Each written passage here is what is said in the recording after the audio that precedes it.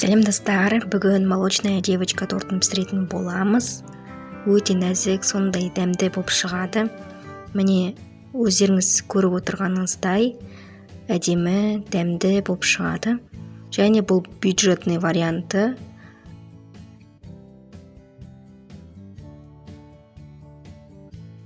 Енді қамырды дайындаймыз. Ол үшін көп ингредиент қажет емес. Миске бір жұмыртқамызды жарып, оның үстіне сгущенкамызды салып, жақсылап біртекті етіп араластырамыз. Және уақытша қоя тұрамыз. Одан кейін құрғақ массамызды дайындаймыз. Ол үшін ұн көп немесе аз кетуі мүмкін сізде. Сондықтан да қарайсыз, описаниеде жазылған граммнан көп немесе одан аз кетуі мүмкін. Оған бір шай қасық сода салдым. Бірақ ұнға сода салған кадр түспей қалған.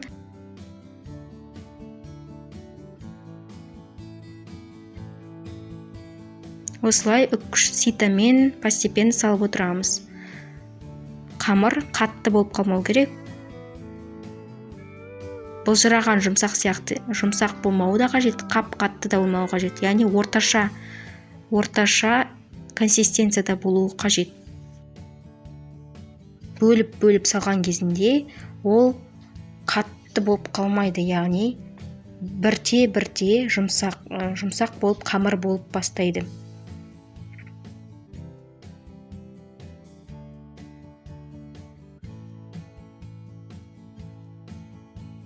Құрғақ массаны қамыр болғанға дейін, қолға жабыспайтын кезге дейін саламыз.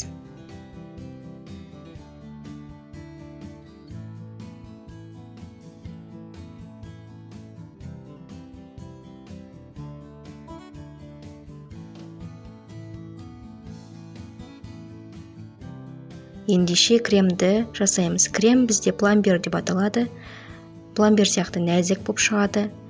Ендеше мисканы алып, оған жұмыртқамызды салып, және де үстіне қантымызды, жүгері крахмалын қосып, жақсылап венчикпен араластырамыз.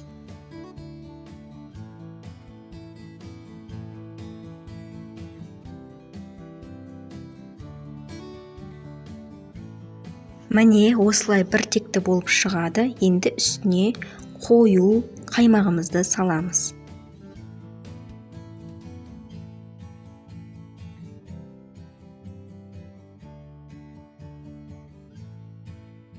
Жақсылап тағы да венчикпен араластырамыз.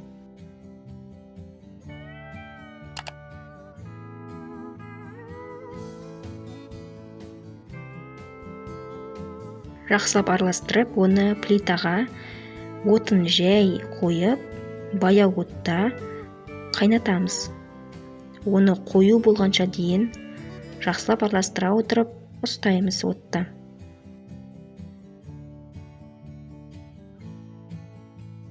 Мінекей осылай қою болады, видеода көрсетілгендей. Және осы ыстық кремге сары майды қосып, сармай ергенше біртекті етіп араластырамыз.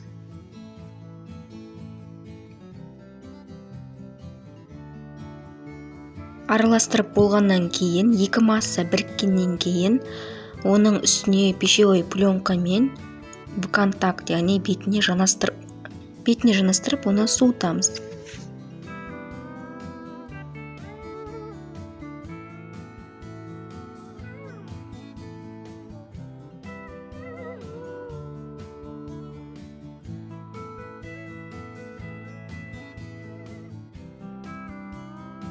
Енді қамырымызды бөліктерге бөліп шығамыз.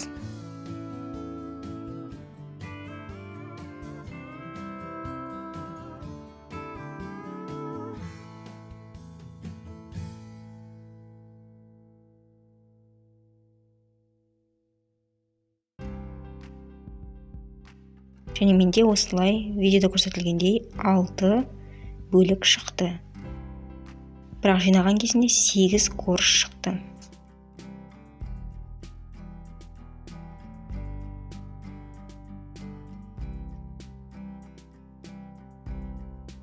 Әр қайсысын осылай видеода көрсетілгендей домалатып шығамыз.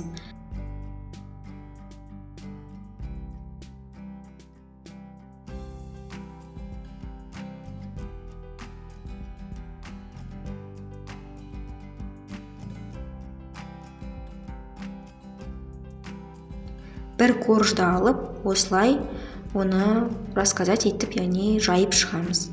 Бірақ қатты жіңішке қылып жаюдың қажеті жоқ, онда ол үзіліп кетуі мүмкін.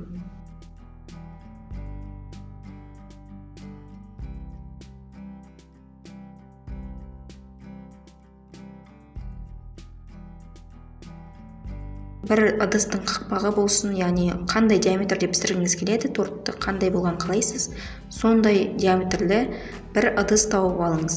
Менде осындай тәрелке.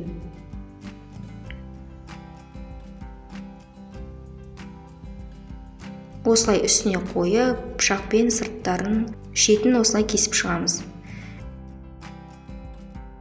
Бұл корждар табада пісіріледі.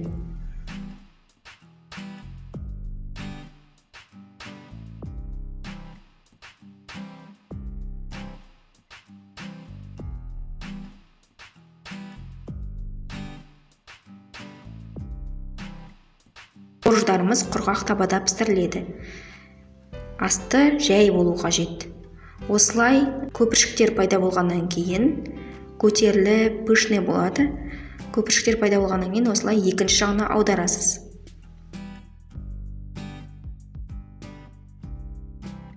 Міне, барлық корждарды дәл осылай пісіріп алдым. Келесі жағында сәл қызартып пісіресіз.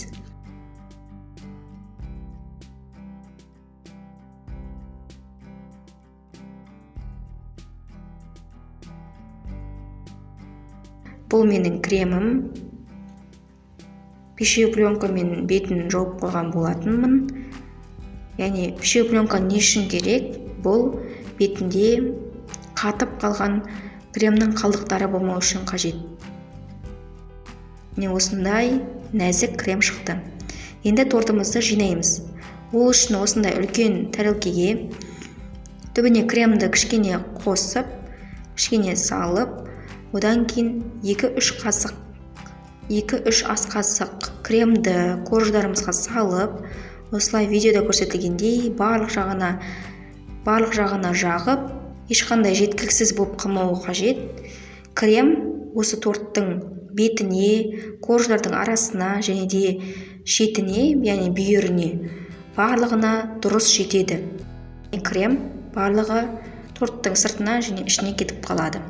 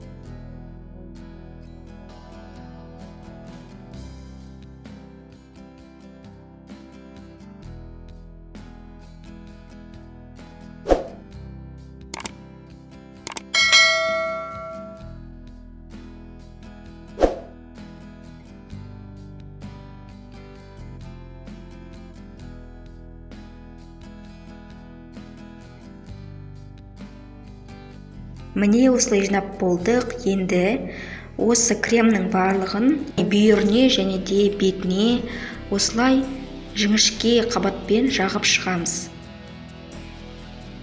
Күнге қойсаңыздар болады, онда өте жұмсақ, дәмді болып шығады.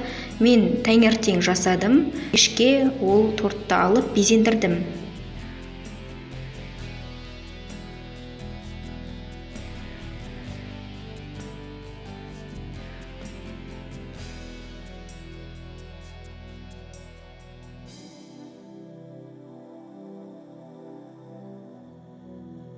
Міне осылай шықты. Бұл тоңазытқышқа жіберілместен бұрын түсірілген видео. Тортты өз қалағаныңыздай безендірсеңіздер болады. Мен үстіне шоколадты, сникерс шоколадын үстіне үгітіп қойдым. Енді кесеміз. Өте нәзік кесіледі, видеода көрсетілгендей. Көріп тұрғаныңыздай, осындай әдемі торт шығады. Барлық кожалардың қабаты көрініп тұр, және өте нәзік болады. Етті түрде жасап көріңіздер, отбасыларыңызды қуантыңыздар. Менің каналыма тіркеліп, мені қолдап кетіңіздер. Өз қалаңызша безендірсеңіздер болады. Шоколадпен, шоколадты ертіп, глазурь ретінде, жемістермен, түрлі варианттары бар. Өте дәмді шығады. Жасап көріңіздер. Ас болсын.